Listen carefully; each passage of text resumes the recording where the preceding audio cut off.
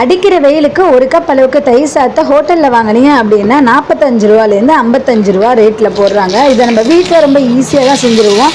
ஆனால் செய்கிறதுக்கு அலுப்புப்படுவோம். ஆனால் இந்த வெயிலுக்கு நம்ம தயிர் சாதம் இந்த மாதிரி செஞ்சு சாப்பிட்டோம் அப்படின்னா ரொம்பவே டேஸ்ட்டாக இருக்கும். வாங்க எப்படி செய்யலான்னு பார்க்கலாம். இதுக்கு ஒரு சின்ன ஒரு தாளிப்பு கரண்டி இல்லைன்னா சின்ன எண்ணெய் சட்டி எடுத்துக்கோங்க. 1 டீஸ்பூன் நல்லெண்ணெய் சேர்த்து 1/2 டீஸ்பூன் கடுகு, 3 வரமிளகாய் கிள்ளி போட்டுக்கோங்க. இது மோர் மிளகா இருந்துச்சுன்னா அது கூட சேர்த்துக்கிட்டிங்கன்னா நல்லாயிருக்கும். இது கூட 2 கொத்து அளவுக்கு கருவேப்பிலை சேர்த்துக்கோங்க. பாதியாக கட் பண்ண மாங்காவை இன்னும் சின்னதாக கட் பண்ணி அதையும் சேர்த்துக்கோங்க. ஒரு கேரட்டு பாதியாக கட் பண்ணிவிட்டு அந்த கேரட்டையும் ரொம்ப சின்னதாக இந்த மாதிரி கட் பண்ணி சேர்த்துக்கோங்க. கேரட்லேயும் மாங்காலையும் 2 டேபிள் ஸ்பூன் மட்டும் இந்த தாளிப்பில் சேர்த்துக்கிறேன். மீதி தாளிக்காம தான் சேர்க்க போகிறேன். இது கூட சேர்த்துட்டு 1/4 டீஸ்பூன் அளவுக்கு பெருங்காயத்தூளும் சேர்த்து இது எல்லாத்தையும் நல்லா மிக்ஸ் பண்ணி விட்டுக்கலாம். இப்போ சாதம் குழம்புக்கு தான் வடிச்சிருக்கேன், கொஞ்சம் விதையாக இருக்கும். இந்த சாதத்தை நம்ம மிக்ஸி ஜாரில் கூட பல்ஸ் மோல் வச்சு அடிச்சு எடுத்துக்கலாம். இல்லை அப்படின்னா இந்த மாதிரி ஒரு சின்ன கிண்ணம் வச்சுட்டு உப்பு தேவையான அளவுக்கு சேர்த்துட்டு நல்லா மசிச்சு விட்டுக்கலாம். நம்ம தாளிச்சு எடுத்து அந்த தாளிப்பையும் இது கூட கொட்டிட்டு 1 கப் அளவுக்கு தயிர் சேர்த்துக்கலாம். 2 கப் அளவுக்கு காய்ச்சி ஆற வச்ச பால் சேர்த்துட்டு நல்லா மிக்ஸ் பண்ணி விட்டுக்கோங்க.